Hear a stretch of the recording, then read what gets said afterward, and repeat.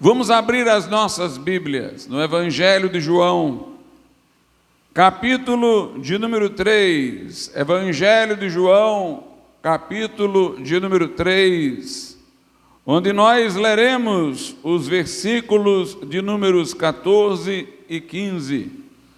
João 3, versículos 14 e 15. Diz assim a palavra de Deus: E como Moisés levantou a serpente no deserto, assim importa que o Filho do Homem seja levantado, para que todo aquele que nele crê não pereça, mas tenha a vida eterna. Podeis assentar. Meus amados irmãos, Martinho Lutero, que foi convertido pela leitura da carta de Paulo aos Romanos, mostrou um enorme apreço pelo Evangelho de João. De lá para cá, entre os evangélicos, tem sido praxe recomendar para os que estão ansiosos acerca da sua salvação a leitura da carta de Paulo aos Romanos e a leitura do Evangelho de João, porquanto parecem estes livros do Novo Testamento darem uma resposta mais rápida a quem deseja saber sobre a condição e a salvação da sua alma. Nós vemos claramente ao longo do Evangelho de João que a salvação não é por nossos méritos, não é em razão de obras de justiça que nós houvéssemos feito. Tanto quanto em qualquer livro da Bíblia, o Evangelho de João parte do pressuposto que todos nós somos pecadores, que todos nós somos culpados no tribunal de Deus e que não podemos nos salvar a nós mesmos. Por isso, como diz aqui em João 3,16, Deus amou o mundo de tal maneira que deu o seu Filho unigênito, para que todo que nele crê não pereça, mas tenha a vida eterna. Esta imensidão do amor de Deus, indescritível, pela qual ele enviou o seu próprio Filho, mostra não a nossa dignidade, que seria elevada para Deus tomar atitude tão profunda, mas isso mostra como era fundo o buraco em que nós havíamos caído, de maneira que para remediar a nossa condição, uma medida tão drástica teria que ser tomada: o Filho de Deus fazer-se homem e morrer numa cruz em nosso lugar. Tendo vivido uma vida humana justa, morreria naquela cruz pelos injustos, para levar-nos a Deus, para, através de seu sangue vertido, expiar a nossa culpa. Deus precisou nos amar muito para nos salvar. Não pelo que éramos, mas apesar do que éramos. E a nossa condição era tão lamentável, tão irremediável, que não havia outra solução que não esta, de o próprio Filho de Deus, um com o Pai, encarnar-se por amor de nós, através de uma ação do Espírito Santo no ventre de uma virgem, para que ele, assumindo um corpo, pudesse viver a vida reta que todos nós deveríamos ter vivido, e depois ele próprio morrer em nosso lugar, para pagar a culpa do nosso pecado.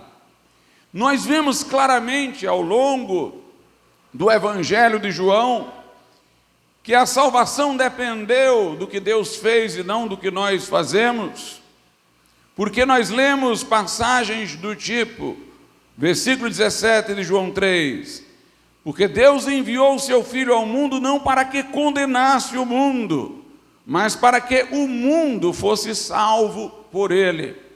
Jesus não veio para nos condenar, porque já estávamos condenados. Não precisávamos da sua vinda para agravar a nossa condenação, mas ele veio para que o mundo pudesse ser salvo por ele.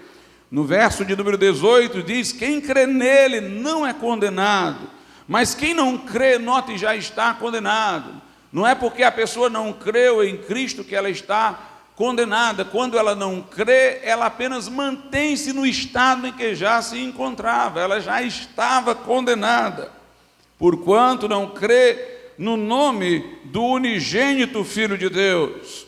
No verso 36, João diz, do capítulo 3: aquele que crê no Filho tem a vida eterna, mas aquele que não crê no Filho não verá a vida, mas a ira de Deus sobre ele, note, permanece. Quer dizer, a ira de Deus já estava sobre ele, e em razão de ele não se refugiar em Cristo, a ira de Deus simplesmente permanece, continua sobre ele. Estávamos condenados sem Cristo ao inferno eterno, à separação eterna de Deus. Mas Jesus veio para buscar e salvar o que se havia perdido.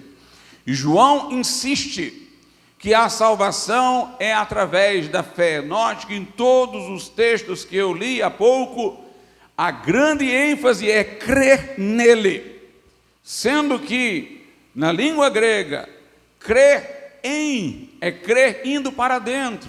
A preposição em no português também indica uma tendência para dentro, mas na língua original do Novo Testamento, com mais força ainda, crer indo para dentro de Cristo. Não é, portanto, uma fé parada, como aquela que dá apenas o assentimento intelectual, pela qual todo mundo na cultura ocidental, de um modo ou de outro, se diz cristão, porque tem algum apreço por Cristo, porque o reconhece como um personagem histórico e pode reconhecê-lo até como Deus. Mas é apenas um reconhecimento que não movimenta a pessoa na direção do Senhor Jesus. Esta fé meramente intelectual, uma concordância com fatos, narrativas ou doutrinas, mas que não move o coração para dentro de Cristo, não é a fé salvadora. A fé salvífica é aquela que nos leva a Ele. Por isso que João, por diversas vezes ao longo de seu evangelho, ele usa a expressão ir a Jesus para falar da fé. Jesus disse: quem tem sede, vem a mim e beba. João 7. Note, vem a mim, e num ato de apropriação, beba a água que eu tenho para dar. Quem tem sede, vem a mim e beba. Quem crê em mim, como diz a Escritura, crê vindo a mim, do seu interior fluirão rios de água viva. Mateus fala que Jesus disse: vinde a mim os cansados e sobrecarregados, e eu vos aliviarei. Em João capítulo 6, Jesus diz: o que vem a mim, de maneira nenhuma o lançarei fora. Portanto, a fé salvadora nos move em direção a Cristo. É uma fé pela qual nós colocamos as nossas vidas nos braços de Jesus, para que Ele, mediante seu sangue, nos remova toda mancha e culpa, mas por meio de seu Espírito mude o nosso coração e nos transforme em novas criaturas. Jesus comparava a fé ao ato de beber. Aquele que beber da água que eu der nunca terá sede. Ao ato de comer, quem de mim se alimenta, por mim viverá. Ao ato de se ligar a Ele, quem permanece em mim e eu nele, esse dá muito fruto. Ir a Ele. A fé salvífica é uma fé envolvente. É uma fé que nos lança nos pés de Jesus, nos seus braços, pela qual nós nos unimos com Ele em coração e mente. Confiamos a Ele o cuidado da nossa existência. Portanto, mais do que uma fé intelectual, é uma fé existencial, porque toma Jesus como o sentido da nossa vida. Por isso Paulo disse aos Filipenses: para mim o viver é Cristo e o morrer é ganho. Note, Jesus se torna o centro da sua vida. Ele diz que o seu viver passa a ser Cristo. Então João defende claramente que a salvação é pela graça, mediante a fé. E o texto que nós lemos também é categórico quanto a isso, o texto de origem dessa mensagem. Eu releio agora, João 3, 14 e 15. E como Moisés levantou a serpente do deserto, assim importa que o Filho do Homem seja levantado, para que todo aquele que nele crê não pereça, mas tenha a vida eterna. Entendamos a história de Moisés e da serpente, que é tomada aqui como uma referência para analogia com o que Jesus fez por nós. Quando o povo de Israel, saído do Egito, caminhava no deserto em direção à terra de Canaã, a terra prometida, a Bíblia diz que em dado momento eles começaram a resmungar, manifestar ingratidão para com Deus que os havia tirado da escravidão. E por conta dessa murmuração, dessa ingratidão, a ira de Deus se acendeu contra aquele povo. E serpentes ardentes do deserto apareceram e começaram a picar aquelas pessoas. E sob o veneno daquelas serpentes, aquelas pessoas começaram a morrer. E então veio a elas o arrependimento. Vamos ver o que a Bíblia diz em Números, capítulo de número 21, a partir do verso de número 5, que é onde essa história está relatada. Diz assim: e o povo falou contra Deus e contra Moisés, porque nos fizeste subir do Egito, para que morrêssemos neste deserto. A murmuração, a ingratidão aqui. Pois aqui nem pão nem água há, e a nossa alma tem fastio deste pão tão vil. Então o Senhor mandou entre o povo serpentes ardentes, que picaram o povo, e morreu muita gente em Israel. Por isso o povo veio a Moisés, eles viram o seu erro e o seu pecado, se arrependeram, que é condição para a fé. Por isso veio o povo a Moisés e disse: havemos pecado, porquanto temos falado contra o Senhor e contra ti. Ora ao Senhor, que tire de nós estas serpentes. Então Moisés orou pelo povo, e disse o Senhor a Moisés: faze-te uma serpente ardente de bronze, e põe-na sobre uma haste, e será que viverá todo aquele que, tendo sido picado, olhar para ela. E Moisés fez uma serpente de metal, e pô-la sobre uma haste, e sucedia que, picando alguma serpente a alguém, quando esse olhava para a serpente de metal, vivia. Deus orientou Moisés que fizesse uma serpente de metal e a levantasse por sobre uma haste. E os que estavam sendo picados por serpentes reais e estavam morrendo, se olhassem em obediência, como Deus estava ordenando, para aquela serpente de metal, eram curados. Havia alguma coisa especial nessa serpente de metal? Nenhuma. É interessante, irmãos, que Deus aqui não está incentivando culto a imagens, como há na igreja romana. Deus não está aqui fomentando qualquer superstição sobre objetos miraculosos. E antes de eu explicar o texto, eu quero deixar isso bem claro. Essa serpente só serviu a este momento, só teve propósito neste momento. Depois deste momento, lá na frente, o povo de Israel resolveu começar a manifestar devoção a essa serpente, como se fosse alguma coisa sagrada. E Deus condenou e usou um rei que lhe servia fielmente para destruir esta mesma serpente que nesse momento ele mandou construir. Daqui a pouco eu volto para Números, mas veja, segundo livro de Reis, capítulo 18, a partir do verso 1. E sucedeu que no 3º ano de Oséias, filho de Elá, rei de Israel, começou a reinar Ezequias, filho de Acais, rei de Judá. Tinha 25 anos de idade quando começou a reinar, e 29 anos reinou em Jerusalém, e era o nome de sua mãe Abi, filha de Zacarias. E ele fez, note, e ele fez o que era reto aos olhos do Senhor, conforme tudo que fizera Davi seu pai. Ele tirou os altos, quebrou as estátuas, deitou abaixo os bosques e fez em pedaços a serpente de metal que Moisés fizera. Porquanto até aquele dia os filhos de Israel lhe queimavam incenso, e lhe chamaram Neustã. Então o rei Ezequias destruiu esta serpente que Moisés, por ordem de Deus, havia construído para um momento, porque depois daquele momento ela não significaria mais nada, mas o povo supersticioso estava manifestando devoção àquela imagem.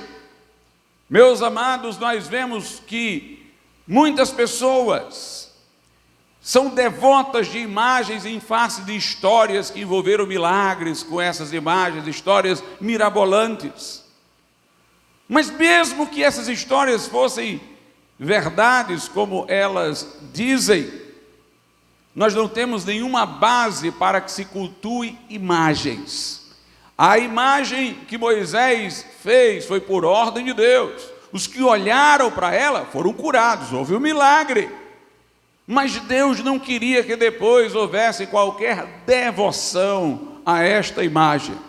Agora entendam bem, quando Deus mandou Moisés fazer uma serpente de metal, era para que o povo mordido por serpentes e olhando para a serpente de metal, tivesse bem cônscio do castigo que lhe havia vindo. Nas serpentes verdadeiras, ardentes que os picavam, eles estavam olhando para uma representação exatamente do juízo que estava vindo sobre eles, para que estivessem absolutamente cônscios de que eram pecadores e haviam merecido a punição de Deus. Mas quando Deus mandava olhar para que eles pudessem ser curados, Deus queria apenas testar a obediência deles. A serpente não tinha valor nenhum, mas obedecer ao que Deus estava mandando, olhem, tinha valor, porque representava fé, fé que Deus iria curá-los se eles respondessem aquilo que Deus havia estabelecido através de Moisés. E por que olhar para aquela serpente? Porque eles não podiam fazer nada mais para manifestar qualquer obediência que não olhar. Havendo sido picados, eles estavam morrendo. Eles não poderiam se levantar, eles não poderiam praticar nenhum ato, eles não poderiam fazer absolutamente nada. Eles só poderiam olhar numa direção. É como quando alguém vai evangelizar uma pessoa que está no leito de hospital e ela não tem mais nenhum movimento, e a pessoa que está evangelizando diz: se você está me entendendo, quer aceitar Jesus, abra os olhos e fecha, que é a única coisa que ela pode fazer. Aquelas pessoas ali não podiam fazer nada, exceto olhar em alguma direção. E Deus estabeleceu, portanto, que se elas olhassem para a direção que Ele estava ordenando, Deus, não a serpente de metal, Deus os curaria. O olhar ali, irmãos, representa a fé, conforme Jesus explica em João, e já voltaremos ao texto. Porque a fé é exatamente como o olhar. O olhar não é meritório. Olhar não é um ato em si que mereça ser louvado ou não. Olhar só tem valor se aquilo para o que você está olhando tiver valor. Não é o olhar por si, mas é o olhado que pode ser valioso. Aquelas pessoas ali morrendo, nada podiam fazer por si mesmas senão olhar. E o que Jesus quer mostrar é que nós estamos numa situação tão ruim espiritualmente, que nós não podemos fazer nenhuma obra para salvar a nós mesmos, mas nós podemos olhar para Jesus, crer nele.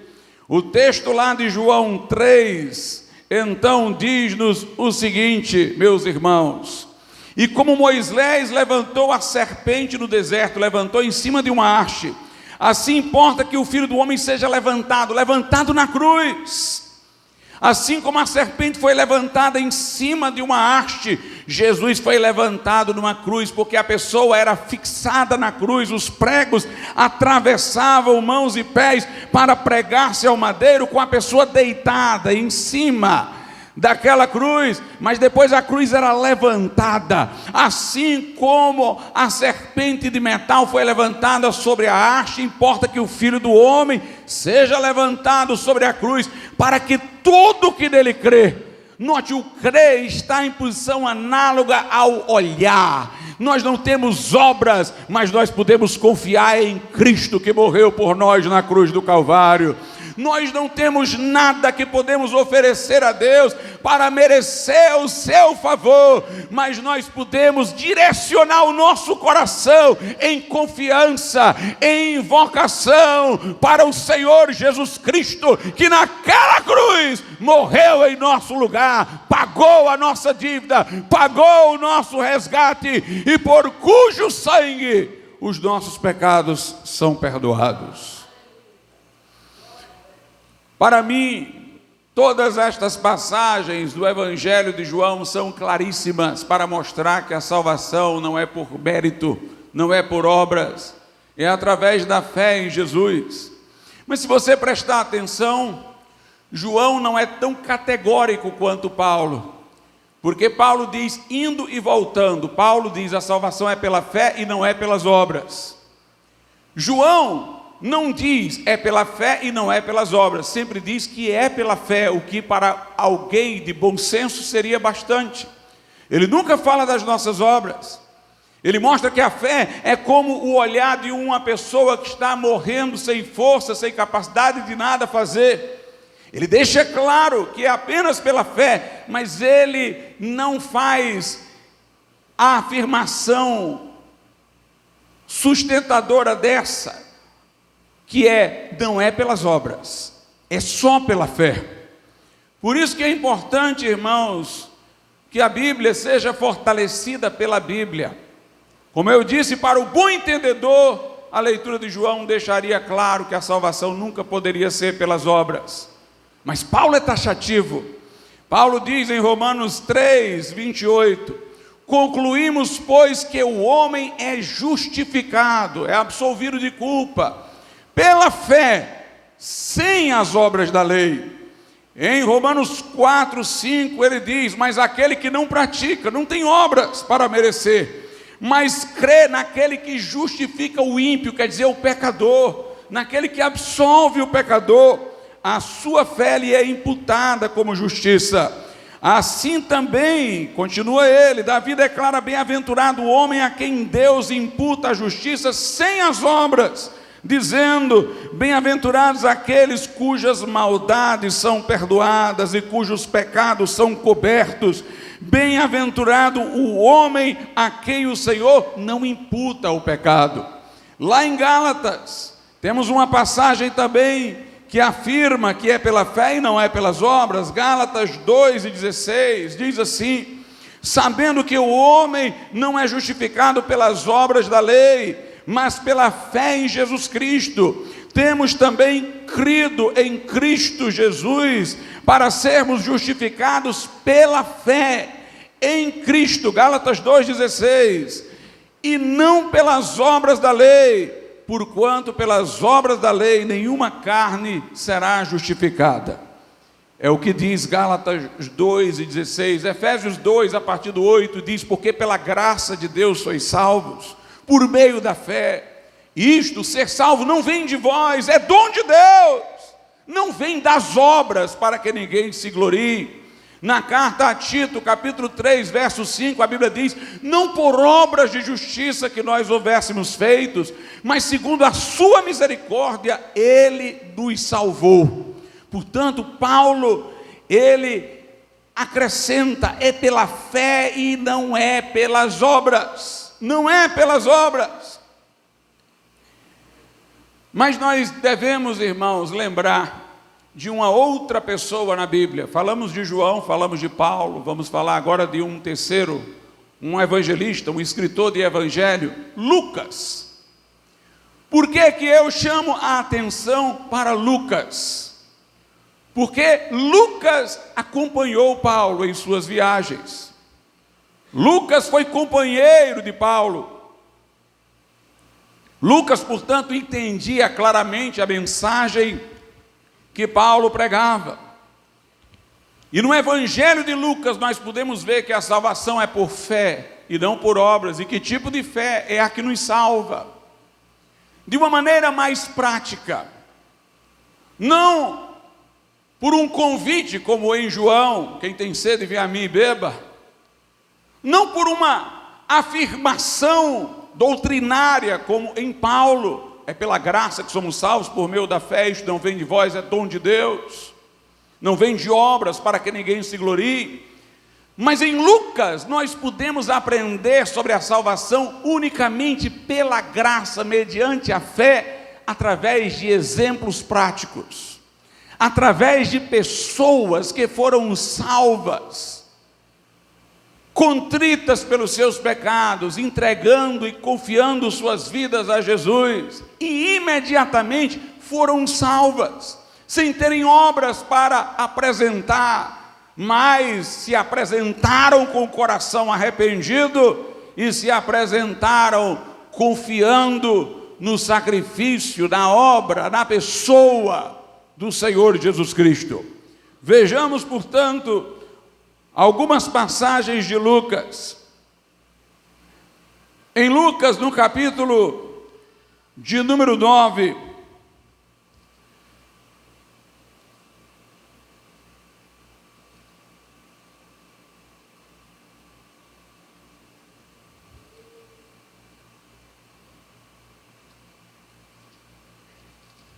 desculpem-me, Lucas capítulo 5, nós temos aqui uma história narrada. Jesus estava numa casa repleta de pessoas, e alguns amigos queriam levar um colega que era paralítico para estar diante de Jesus. Esses são os melhores amigos que querem pôr você diante de Jesus. Interessante que a Bíblia não diz que o paralítico tenha pedido a Jesus a cura, o que me faz pensar que, acima de tudo, ele deveria trazer culpa. Talvez ele julgasse que essa enfermidade era exatamente um juízo pelos seus pecados, porque ele vai se pôr diante de Jesus, mas ele vai receber imediatamente, não cura, depois ele vai receber perdão de pecados. E Jesus fala como se soubesse que o que ele mais queria era perdão, porque num dos evangelhos é dito que Jesus falou assim para ele: tende bom ânimo, perdoado te são os teus pecados.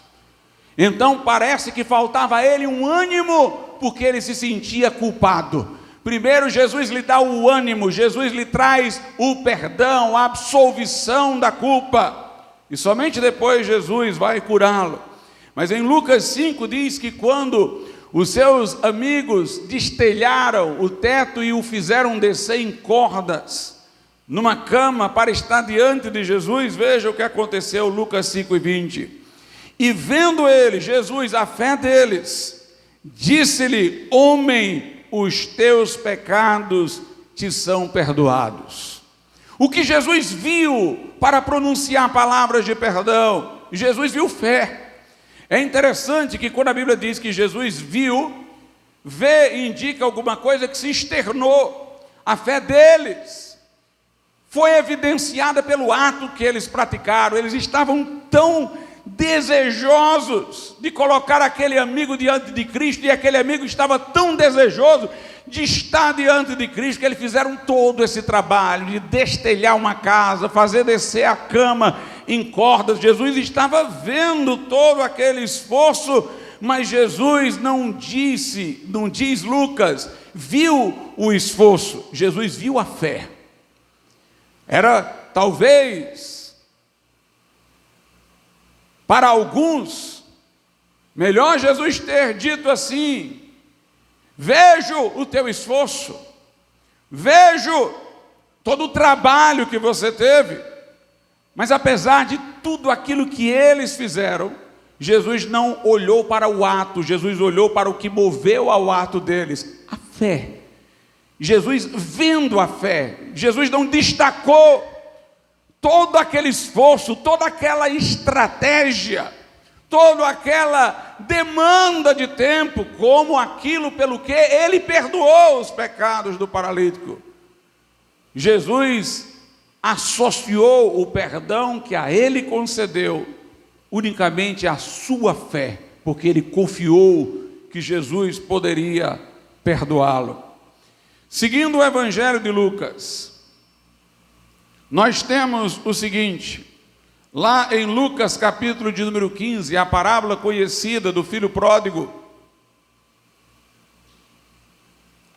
O filho pródigo, ele pede ao pai antecipadamente parte da herança que lhe cabe. Às vezes a gente não vê a gravidade desse pedido.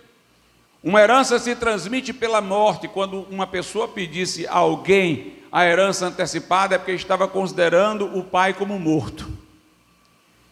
Foi isso que aquele jovem fez. Quando ele pediu a herança antecipada, ele estava considerando o pai como morto. Mas quem morreu foi ele, espiritualmente. Ele pediu parte da herança, e a Bíblia diz, no verso 13, que ele foi para uma terra longínqua. Ao mesmo tempo que o relato, irmãos, tem uma mensagem central, tem várias lições importantes aqui. Aquele homem deu o seu pai como morto e foi para uma terra longínqua. Sabe por quê? Porque pecar no lugar distante não o faria associado a seu pai. Se ele fosse pecar próximo de onde o pai morava, o pai que lhe educara bem, que era um homem de bem, seria logo o assunto das pessoas. Elas diriam: como é que esta pessoa, o filho do fulano de tal, um homem íntegro, está fazendo isso? Para ele não ser importunado com a associação de seus atos devassos com o pai íntegro, ele foi para uma terra longínqua. Ele queria esquecer o pai de todo jeito, a parte da herança, e eu vou para um lugar onde ninguém sabe quem é meu pai, onde eu não tenho identidade, onde eu não vou ser cobrado de me ajustar a nenhuma tradição familiar, vou poder viver como eu quiser. E a Bíblia diz que ele desperdiçou os bens dissolutamente, gastou tudo e padeceu necessidade. Os amigos de farra se foram, e ele, para ter o que comer, foi cuidar de porcos.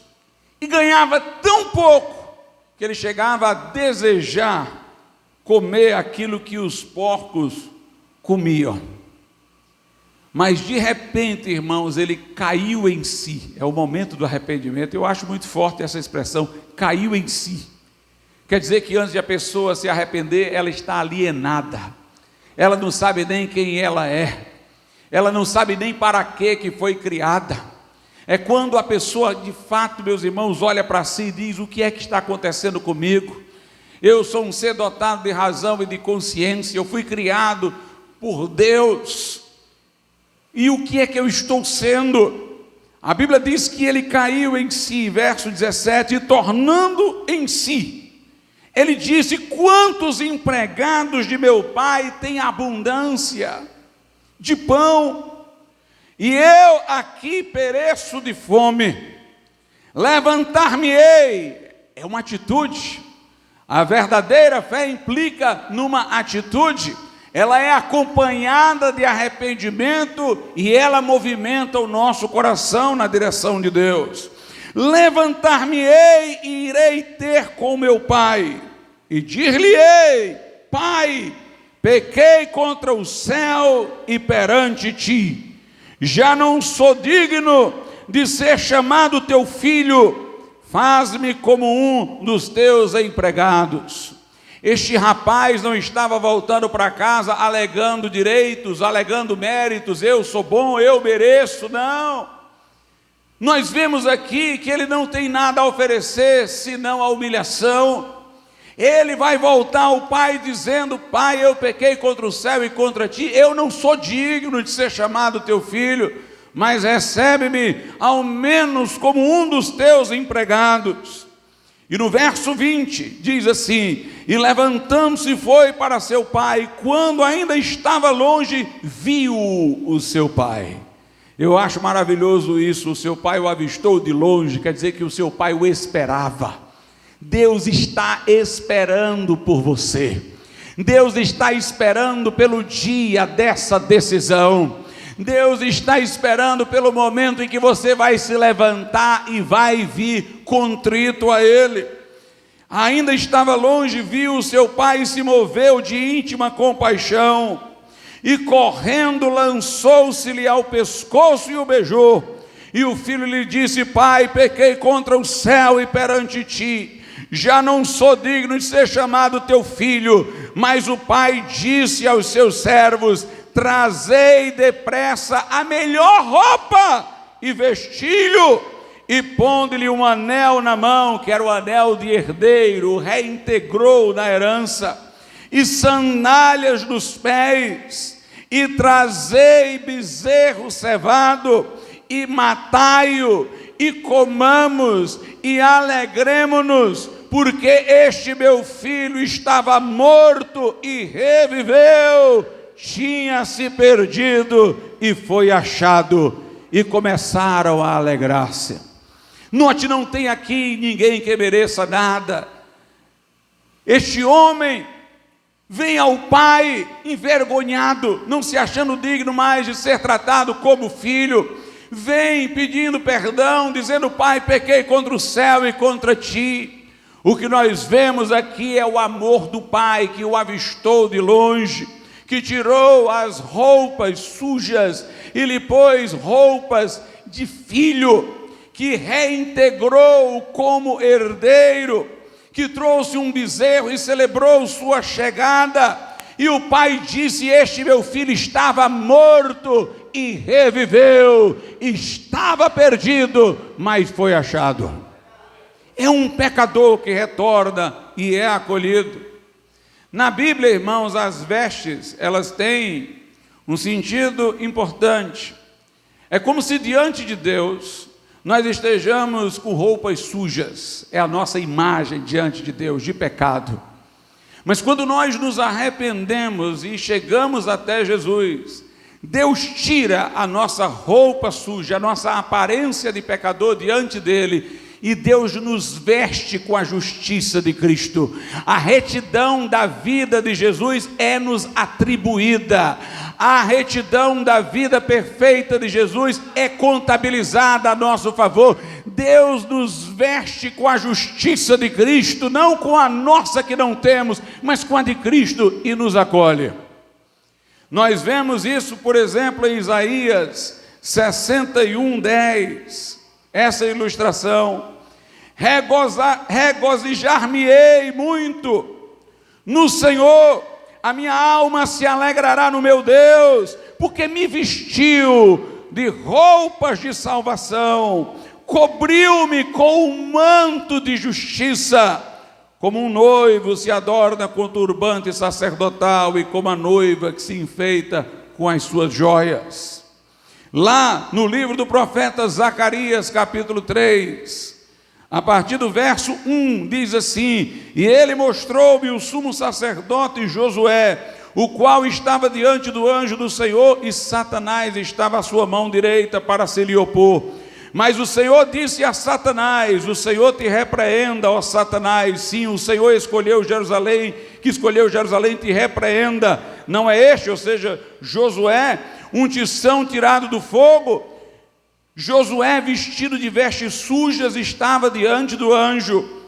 Então respondeu aos que estavam diante dele, dizendo: tirai-lhe estas vestes sujas. E a Josué disse: eis que tenho feito com que passe de ti a tua iniquidade, e te vestirei de vestes finas. E disse eu: ponham-lhe uma mitra limpa sobre a sua cabeça. E puseram uma mitra limpa sobre a sua cabeça, e vestiram-no das roupas, e o anjo do Senhor estava em pé. Note, há sempre essa ilustração. Nós somos pecadores, é como se estivéssemos com roupas sujas. Nós chegamos até Jesus com roupas sujas, não com roupas finas. Chegamos a Cristo pecadores, mas quando entregamos a nossa vida a Deus, confiamos em Jesus como nosso Salvador, Deus tira estas vestes sujas. Deus nos veste com o manto da justiça de Cristo, nos justifica no seu tribunal e nos acolhe e diz: este estava morto e reviveu, estava perdido e foi achado. Mas vamos continuar examinando o Evangelho de Lucas, essas ilustrações. Em Lucas, no capítulo 18, a partir do verso 9, nós temos outra narrativa em forma de parábola. E diz assim: e disse também esta parábola a uns que confiavam em si mesmos, crendo que eram justos, e desprezavam os outros. Lucas 18, 9. O 10 diz: 2 homens subiram ao templo para orar, um fariseu e o outro publicano. O fariseu, estando em pé, orava consigo desta maneira: ó Deus, graças te dou, porque não sou como os demais homens, roubadores, injustos e adúlteros, nem ainda como este publicano. Jejuo 2 vezes na semana e dou os dízimos de tudo quanto possuo. O fariseu, portanto, achava que poderia apresentar a Deus suas obras e ser aceito por mérito. Zombava do publicano, a quem rebaixava como um pecador, como se ele não fosse. Mas a Bíblia diz no versículo de número 11 que ele orava consigo mesmo. De fato, não era a Deus que ele estava falando, ele estava falando com o seu próprio ego, estava falando com o seu próprio orgulho. Se ele estivesse na presença do Deus Todo-Poderoso em oração mesmo, ele diria como Isaías, quando teve uma visão do Senhor, disse: ai de mim, que sou homem de lábios impuros e habito no meio de um povo de impuros lábios. Mas veja o que a Bíblia diz a partir do verso 13 sobre o publicano, o pecador. O publicano, porém, estando em pé de longe, note, de longe, porque ele se envergonhava de chegar mais na parte interior do templo. O publicano, porém, estando em pé de longe, nem ainda queria levantar os olhos ao céu, não se achava nem digno de levantar os olhos ao céu, mas batia no peito, dizendo: ó Deus, tem misericórdia de mim, pecador. Digo-vos que este, o publicano, desceu justificado para a sua casa, e não aquele, o fariseu, que falava de suas obras. Porque qualquer que a si mesmo se exalta, será humilhado, e qualquer que a si mesmo se humilha, será exaltado. Veja agora Lucas 19. É a história de Zaqueu, um publicano real, agora não é uma parábola. Zaqueu era um enrolão que se converteu, mas ele se arrependeu e creu no Senhor. Veja aí Lucas 19 a partir do 1. E tendo Jesus entrado em Jericó, ia passando, e eis que havia ali um homem chamado Zaqueu, e era este um chefe dos publicanos e era rico, e procurava ver quem era Jesus. Ele estava com sede de Jesus, e não podia por causa da multidão, pois era de pequena estatura. Note, embora um pecador, embora um homem que teve uma renda de maneira inadequada, mas ele queria ver Jesus. Ele estava com um sentimento de arrependimento, de obter perdão, não conseguia chegar perto porque era de pequena estatura, e veja o que ele fez, verso 4, e correndo adiante, subiu um sicômoro, uma árvore, para o ver, porque havia de passar por ali. E quando Jesus chegou àquele lugar, olhando para cima, viu e disse-lhe: Zaqueu, desce depressa, porque hoje me convém pousar em tua casa. Zaqueu não havia sido apresentado a Jesus, nem Jesus havia sido apresentado a Zaqueu, mas Jesus soube-lhe o nome. Jesus conhecia o que estava no seu coração, a sede de salvação que havia em sua alma. E Jesus, quando o viu chamando-lhe pelo nome, diz: Zaqueu, convém que eu vá para a tua casa. E o verso 6 diz: e apressando-se desceu e recebeu-o alegremente. Zaqueu recebeu Jesus. E diz a Bíblia, verso 7, e vendo todos isto, murmuravam, dizendo que entrara para ser hóspede de um homem pecador. E levantando-se Zaqueu, disse ao Senhor, veja o arrependimento de Zaqueu: Senhor, eis que eu dou aos pobres metade dos meus bens, e se alguma coisa tenho defraudado alguém, o restituo quadruplicado. E disse-lhe Jesus: hoje veio salvação a esta casa, pois também este é filho de Abraão, porque o Filho do Homem veio buscar e salvar o que se havia perdido. Zaqueu, meus irmãos, estava com sede de Deus. Zaqueu queria sair da vida que levava, queria ser salvo por Jesus, por isso ele fez tanto esforço, por isso subiu numa árvore, e Jesus conhecia o seu coração, chamou-lhe pelo nome, disse para ele descer, que iria estar na sua casa. Ele recebeu Jesus alegremente. Nesta hora ele foi salvo. Quando Jesus diz: hoje veio salvação a esta casa, a salvação é o próprio Jesus. Quando Simeão tomou Jesus, o menino Jesus nos braços lá no templo, ele olhou, reconheceu que era o Messias e disse a Deus: agora leva-me em paz, porque os meus olhos já viram a tua salvação. Jesus é a salvação. Quando Zaqueu recebeu Jesus, recebeu a salvação, e ele recebeu arrependido, tanto que disse: dou metade do que eu tenho aos pobres, porque foi mal adquirido. E se eu a alguém tiver prejudicado, restituo quadruplicadamente. E Jesus disse: eu vim buscar e salvar o que se havia perdido. Diziam lá fora: está na casa de um pecador, mas ele veio buscar e salvar o que se havia perdido. Veja o que a Bíblia diz agora em Lucas, capítulo de número 23. De acordo com outro evangelho, Jesus, tendo sido crucificado entre dois malfeitores, os dois malfeitores zombavam de Jesus. Diziam: se tu és o Filho de Deus, desce da cruz, salva a ti mesmo, salva nós. Mas Lucas registra que em dado momento, um desses malfeitores se arrependeu e foi salvo.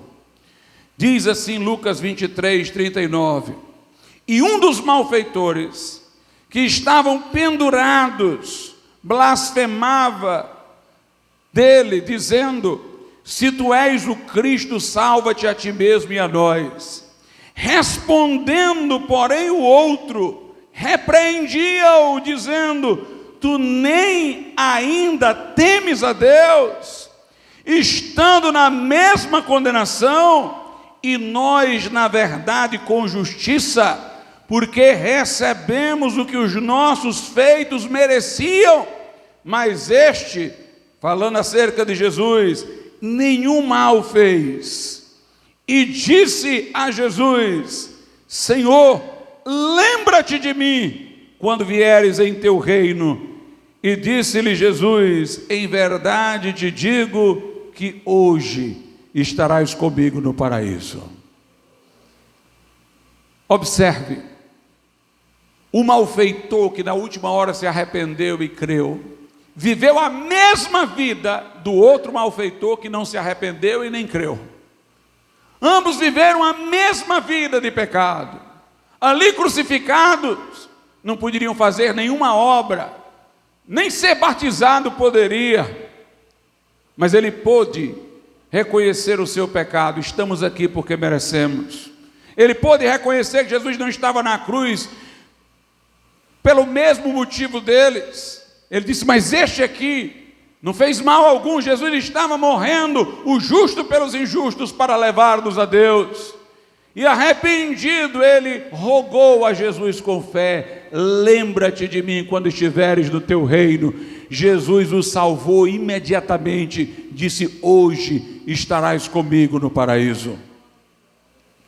A Bíblia Sagrada diz o seguinte, lá em Romanos,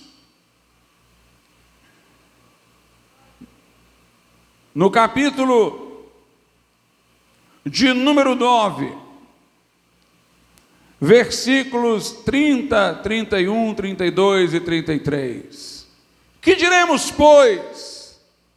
Que os gentios, os povos não de Israel, não judaicos, que os gentios não buscavam a justiça, alcançaram a justiça, sim, mas a justiça que é pela fé. Pessoas dentre os gentios que viviam sem a revelação do Velho Testamento, viviam impiamente, desgarradamente, quando tomaram conhecimento de que poderiam ser perdoados pelo Evangelho, creram.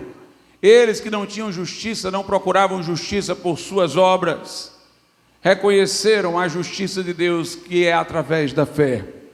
Mas Israel, a nação que tinha o Velho Testamento, que era religiosa, que buscava a lei da justiça, mas eles buscavam através de suas obras.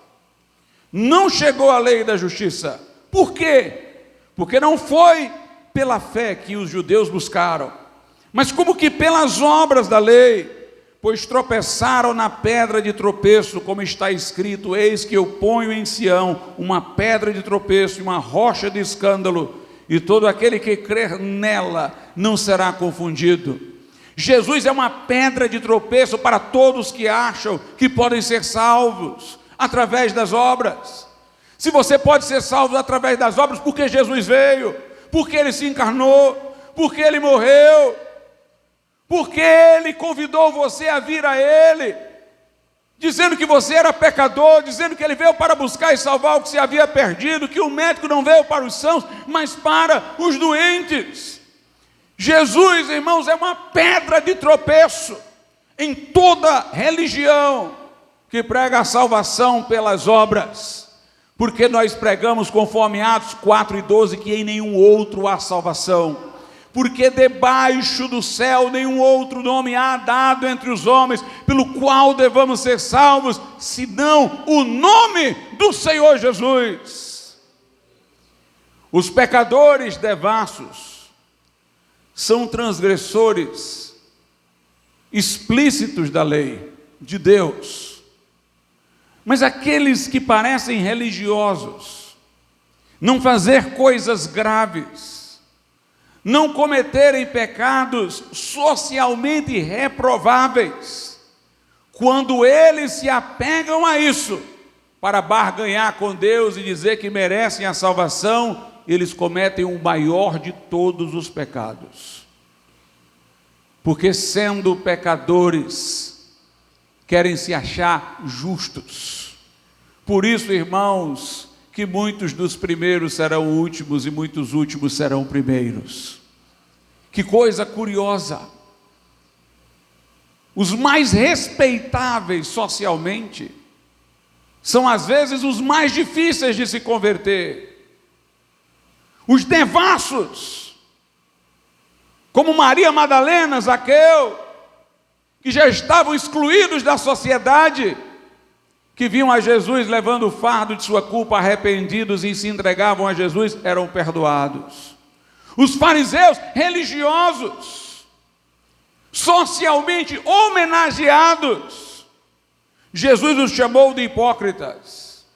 Nós não estamos aqui desvalorizando a moral civil, não.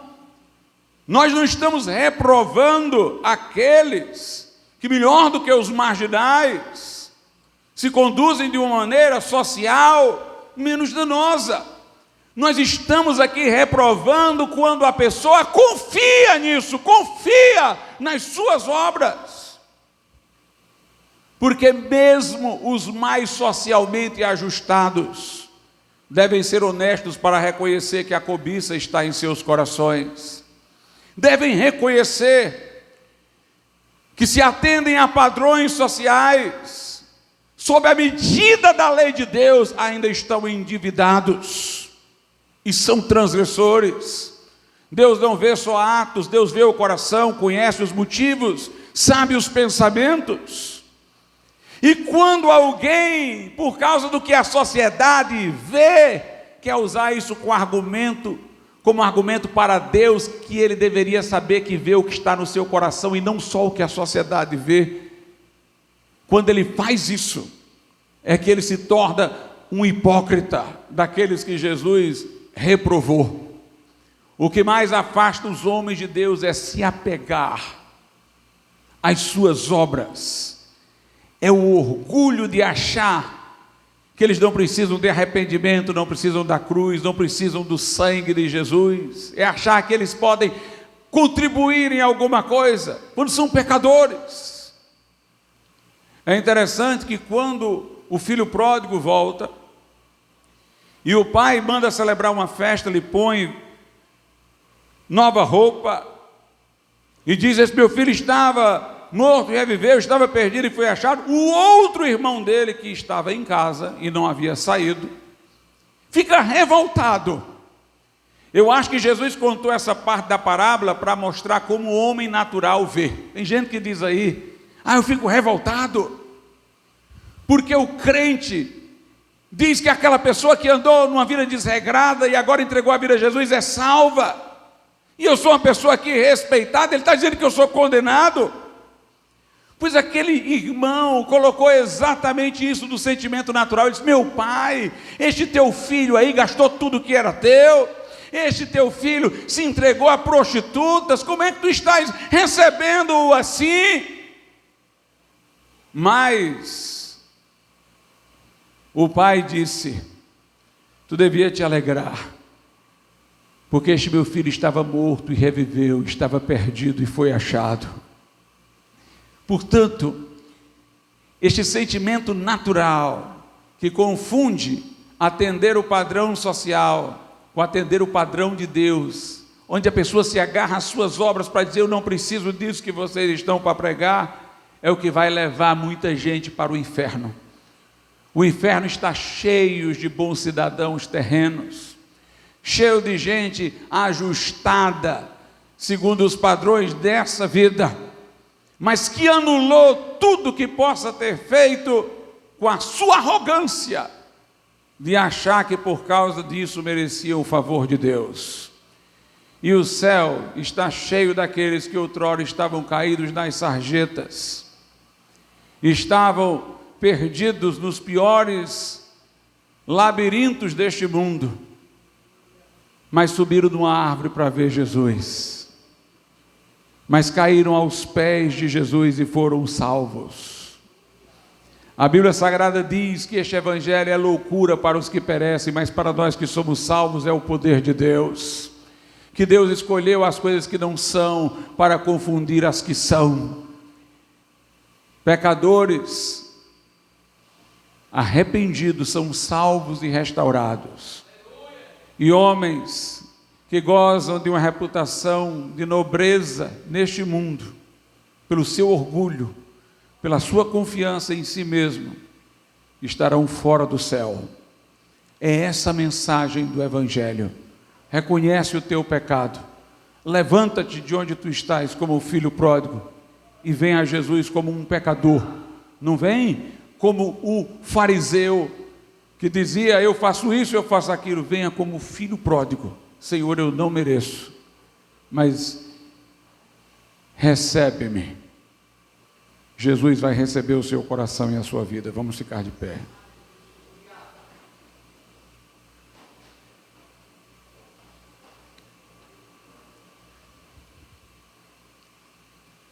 Soberano e altíssimo Deus, nosso Pai, nós te louvamos pela mensagem do evangelho, pela mensagem da graça libertadora, Senhor. Traz a convicção do pecado, a contrição, meu Deus, que conduz ao arrependimento. Desperta a fé, Pai, que faz a pessoa levantar-se de onde está, reconhecer que precisa de Deus, precisa de Jesus, para lhe entregar o coração e a vida. E salva nessa noite, pelo sangue da cruz, salva nesta noite, mudando corações e vidas. Nós te pedimos isto, meu Pai, em nome de Jesus. Amém. Nesta noite, eu gostaria de perguntar se há alguém aqui que diz: pastor, eu nunca tomei uma decisão sob a luz do entendimento que me foi dado hoje aqui, mas eu quero levantar-me da minha comodidade. Eu não quero ser um pecador desgarrado neste mundo de devassidão, e eu não quero ser um ajustado que confia na minha própria justiça. Eu quero ir a Jesus e reconhecer o meu pecado, e quero que Ele mude a minha vida, perdoe os meus pecados e faça-me saber que Ele me recebe com alegria. Se você quer tomar esta decisão de confiar sua vida a Cristo, eu quero orar por você nessa noite. Onde você estiver, levante sua mão como eu estou fazendo, e nós vamos orar por você. Onde você estiver, levante sua mão. Por que levantar a mão, pastor? Para que haja um movimento na direção de Cristo. O filho pródigo disse: levantar-me-ei. Jesus disse aos discípulos: deixem as redes e me sigam. Uma atitude, uma decisão. Jesus disse: quem se envergonhar de mim, das minhas palavras, terei vergonha dele na presença de meu Pai. Mas quem me confessar diante dos homens, eu o confessarei diante do Pai e dos santos anjos. Se você quer entregar a vida a Jesus, você não poderá fazê-lo encolhido dentro de si. Você tem que ser capaz de confessar isso. Por isso eu lhe peço, levante a sua mão e nós vamos orar por você. Se houver alguém que conhece a palavra de Deus, está desviado ou desviada, quer se reconciliar com o Senhor nessa noite, levante a sua mão como eu aqui faço, e nós vamos orar, nós vamos rogar pela tua vida nessa noite. Se houver alguém, este pode ser o dia que vai mudar os rumos da tua existência. Hoje está aqui a bênção e a maldição, a vida e a morte. Como diz a Bíblia, escolhe a vida, pois, para que vivas. Entrega teu caminho ao Senhor, confia nele, e o mais Ele fará. Se houver alguém, levante sua mão.